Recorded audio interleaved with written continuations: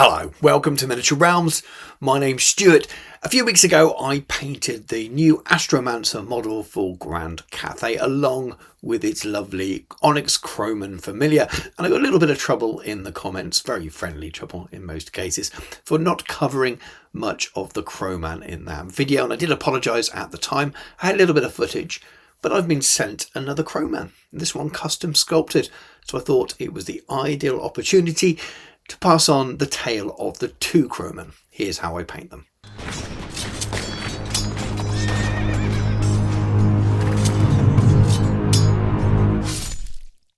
Miniature Realms is proudly sponsored by Counter-Attack Bases. They stock a wide range of counters, gaming aids and movement trays for multiple game systems, and offer custom items to suit your club, your event, or even your podcast or YouTube channel. Check out the link in the video description. In case you missed it all, I reviewed all of the new Cathay stuff as and when it was released. Games Workshop very kindly provided me with early review copies. And the last video I did was the Astromancer tutorial, where I did paint my Crowman, but I didn't include any of the footage just because it would have been too long. I also have this Astromancer that I kit bashed from the Celestial Hurricane on kit, used a spare Cathay head and a few other parts, and I use it in my Renegade Crowns army. And this wonderful young chap here, young Duke, sculpted me a BSB, and he made a video himself on his channel, and I made a video where I painted it, and I'm going to provide lots of links for all those videos should you wish to go and see them. The reason I mention Young Duke, because on the back of those videos, including an interview I did with him on yet another video, which I haven't linked here at all, but check out my channel, I had a conversation with Mark Fuller. In fact, he reached out to me and said that he does sculpts and would love to sculpt me a miniature. And after a little bit of chatting and conversation, we decided that he was going to sculpt me another Crowman so that I could pair it up with my existing kit-bashed Astromancer.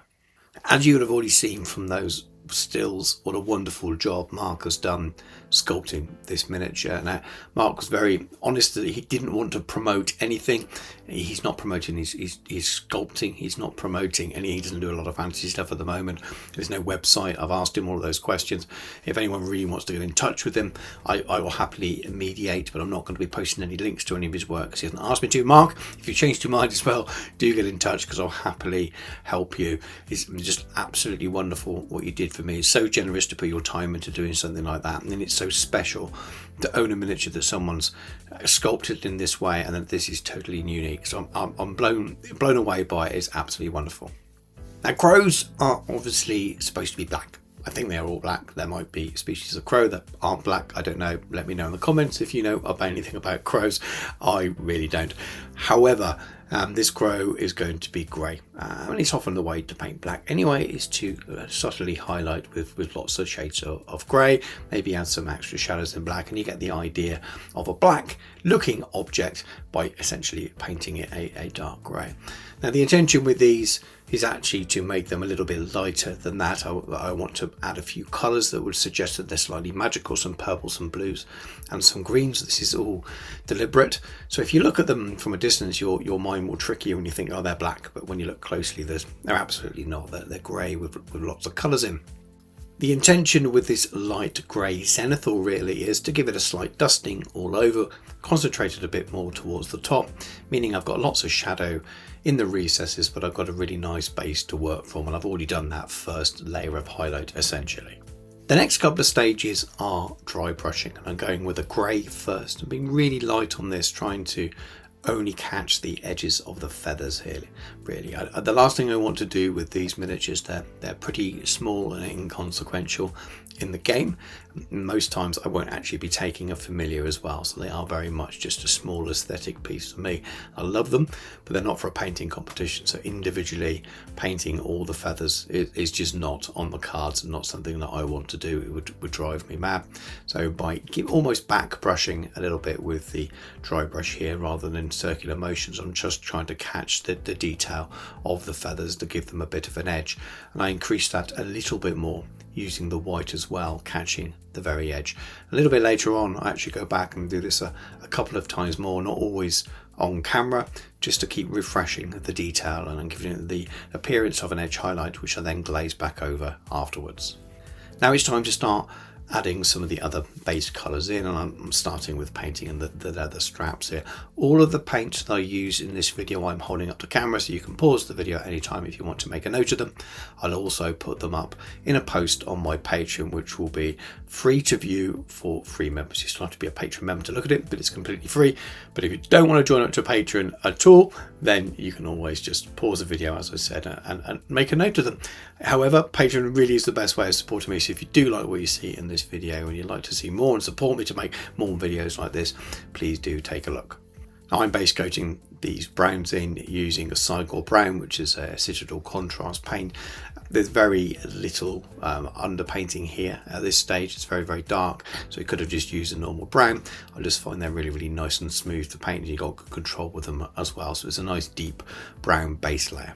I'm also doing a relatively quick job of highlighting those leather areas, just a mid-tone and a highlight focusing towards the edges of those leather straps, adding a few little notch marks and scratches on, and then I can always glaze back after with either some thinned Cygor brown, or a little bit later on I use a little bit of skeleton horde as well, and even some oil washes if they're a little bit too bright. Adding a glaze on top afterwards just takes it all down a bit. But these miniatures are really small. Obviously they're zoomed in quite a lot on the screen, but they're smaller than your average inventory model, so they don't need an awful lot of work just to stand out on the table.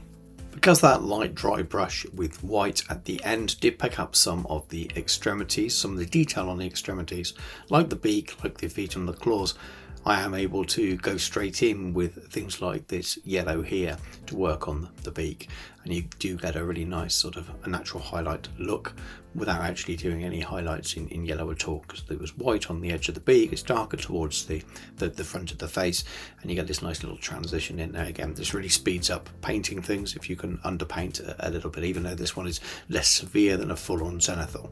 I mentioned at the start of painting that I wanted to add some colours into the feathers of the bird to try and move it away from just that pure black looking crow. The idea that it's slightly magical or special. In many ways a familiar might not actually be an Onyx Crowman, it might just be something that's generated by the wizard to be their familiar, to represent that point. It might not be a regular Onyx Crowman that's born, or maybe it is just a small Onyx Crowman, who knows. But either way, I wanted to look slightly magical, and it's a way of getting some different colour onto a miniature that could look quite plain otherwise.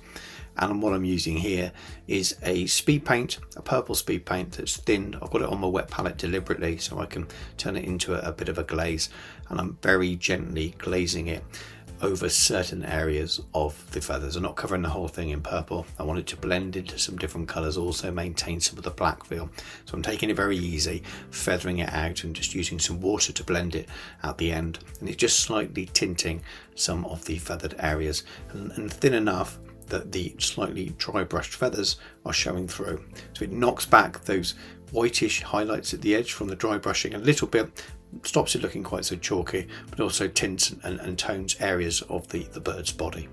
Continuing exactly the same process, and this time with a dark navy blue, again completely thinned on my wet palette, and just blending it down from the purple.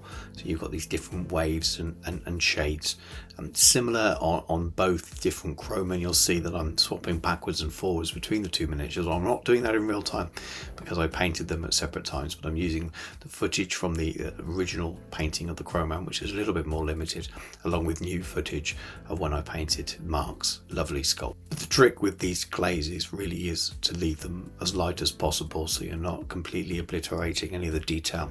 That edge highlight effect that you've got from the dry brushing shows through slightly, but it's just knocked back and toned down a little bit, and you still feel like the miniature is black. When you look closely, it's clearly not. It's now grey with purples and blues, but if you look at it from table length, your eye would trick you and say, yeah, well, that's black, that's the way it's painted.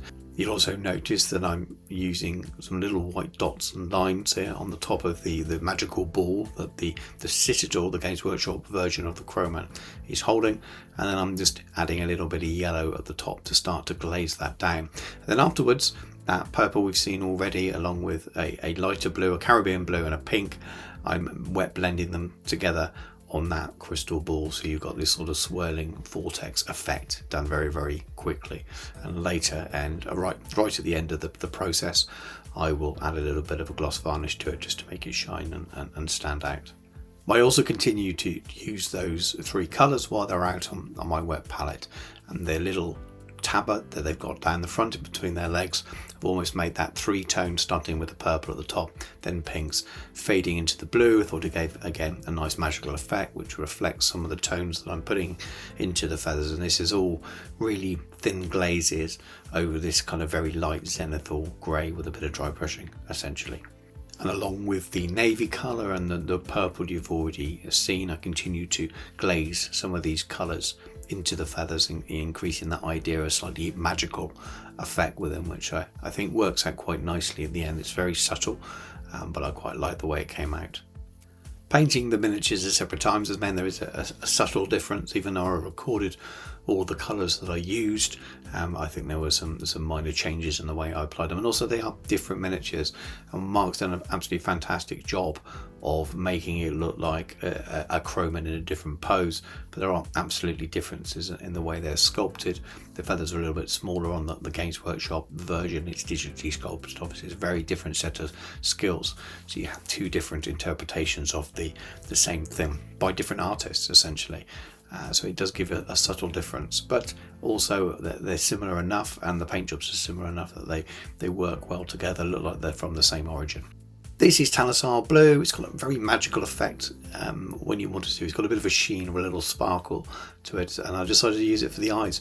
There's little dots of white in the eyes. Other than that, this goes over the top, and that's essentially it. And it's a little bit stronger where it goes under recesses, and lighter where that white dot just shows through ever so slightly, and it works perfectly to give them a slightly magical effect. And I also added it a little bit in certain areas with their feathers as well. Tiny bit of skeleton horde just for a little bit of the parchment rolls that they both have. I'm guessing they're magical documents or magical scrolls or something, which are quite cool. I'm just adding a little bit of that there, and just enough to just tone it slightly away from the white that's already there. And then it's very much onto the metallics. I'm using 3-stage metallics in most cases, starting with a darker bronze as the base, including for the steel colour, something I use an awful lot, and then working my way up through sort of the more orangey copper gold colour as a mid-tone, and something slightly brighter at the top. So all of the little sort of headdress or something, I've painted them as if they are some kind of metallic ornamental, almost jewelry like. I don't know if that's what they're supposed to be or not, but it seems to work quite well. And they're larger sort of areas in the middle. I turn them into sort of rune stones a little bit later on, and that's one thing I actually added to the original Crowman from the original paint job and original pictures. So there's a slight change, and you'll see that later on in this video as well. But it's not an awful lot of metallic to pick out, but just taking my time, making sure I don't mess up any of the feathers at this stage. 2 simple colours for the steel. There's a dark steel colour which goes directly over that brown colour on the little blade, and then the brightest steel colour is for a little bit of the edge highlight on the blade that the Mark Fuller Sculpt has, and also some little dots on the centre of the jewellery areas that I'm going to be turning into the gemstones, and that works as underpainting when I move on to this stage, which is the technical paints, the Soulstone paints from Games Workshop. And they're brilliant if you want to do a quick and easy gem or something like that, and they work extra well if you've done a little bit of underpainting, either a white dot or a bright silver dot.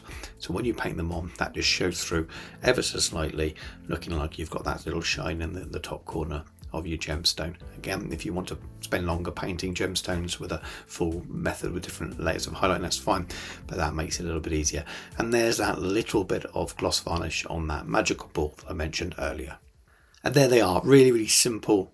But as you can imagine, adding that to the Astromancer full painting tutorial that I did originally would have made that a 40-45 minute tutorial, which not everyone likes to watch. People like to watch slightly shorter ones. Occasionally I do longer ones, but mostly I aim to make them sort of the 20 to 25 minute mark. So hopefully those of you that were a little bit disappointed not to see how I painted originally are happy to see that now, and it's given me the opportunity to make a video with Mark's wonderful sculpt and show it all off to you guys. I genuinely feel so humble and lucky that people will reach out and be so kind as to sculpt miniatures for me. It's absolutely fantastic when Young Duke did it, and the same again with Mark here. And Mark genuinely has, as I've already said, isn't promoting anything. There's no Kickstarter. He's not trying to sell this miniature. He's created this as a one-off because he likes what I do on the channel and wanted to see what I would do with painting something that he's created. So that's absolutely fantastic. I hope he's happy with what I've created. I'm still blown away that he made it for me, and it's so cool to have this extra Crowman to go with my little Renegade Crowns Astromancer, which will also double up in my Cathay army as well at some point. Thank you very much for watching. Hope you enjoyed the video, and thank you again so much to Mark Fuller, who sculpted that beautiful Crowman for me. It really brought to life this video, meant that I had to do something proper with the footage I had for the original Crowman and turn it into something hopefully you found interesting. If you're still watching at this point, there's a good chance you have. So please drop a comment below, like the video, subscribe to the channel and all that stuff if you've enjoyed it. If you'd like to support me and the channel even further, please do check out my Patreon. It is the only and the very best way of supporting me financially to keep making videos like this. I love painting miniatures, I love making content, but it takes a lot of time, especially the tutorial based stuff, and I love to do more of it, but it's very, very hard to unless I can afford to do it. So all the help that you give me is greatly appreciated, and thank you to all my existing patrons. And it really does start only from £1 at the cheapest tier as well, so every little helps. If you can't afford to do that, just all the likes and the comments and stuff really help as well. Please also check out the channel sponsor, Counterattack Bases. They make loads of game aids for loads of different game systems, including Warhammer the Old World, and they make some lovely custom dice as well. But thank you very much for watching. Take care. I'll catch you soon.